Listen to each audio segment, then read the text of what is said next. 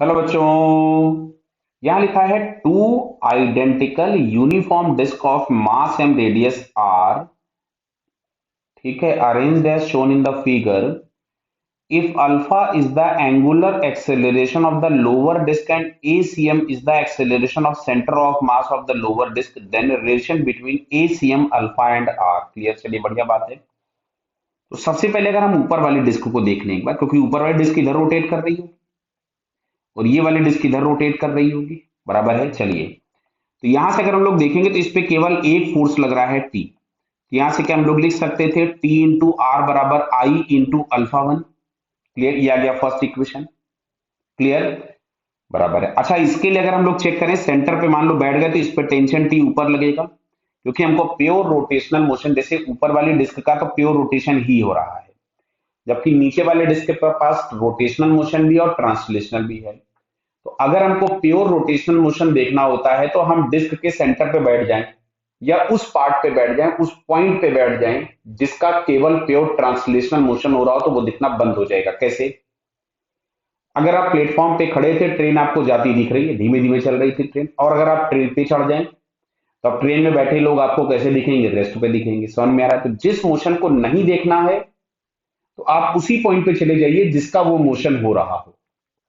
तो अगर हमें ट्रांसलेशनल मोशन नहीं देखना था तो हम उस पॉइंट पे जाके बैठ जाएं जिसका केवल ट्रांसलेशन मोशन हो रहा हो, तो वो आपके पास सेंटर ऑफ मास हो गया। तो यहां से देखने पे हमको मिलेगा T into torque are I into alpha two.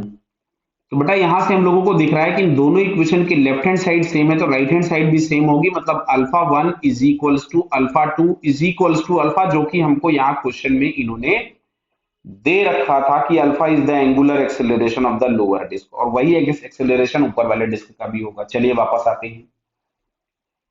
अगर इसका एंगुलर एक्सेलरेशन अल्फा है तो इस पॉइंट का एक टेंजेंशियल एक्सेलरेशन होगा ET, जिसको हम लोग लिखेंगे आर अल्फा। तो जिस पॉइंट से ये नीचे जा रहा होगा उसी पॉइंट से ये भी नीचे जाएगा, उसी पॉइंट से ये भी नीचे जाएगा और उसी पॉइंट से ये भी नीचे जाएगा। तो ये हम लोगों के पास जा रहा होगा आर अल्फा से नीचे। अब ध्यान से सुनना। अब अगर हम इस वाले पॉइंट पे बैठ गए, इसको मैं अलग कलर से बनाता हूं, चलो मैं इसके बगल में बना देता हूं। मैं यहां अगर हम बैठ जाते हैं तो अब ये डिस्क केवल हमको ऐसे रोटेट करती हुई दिखाई देगी।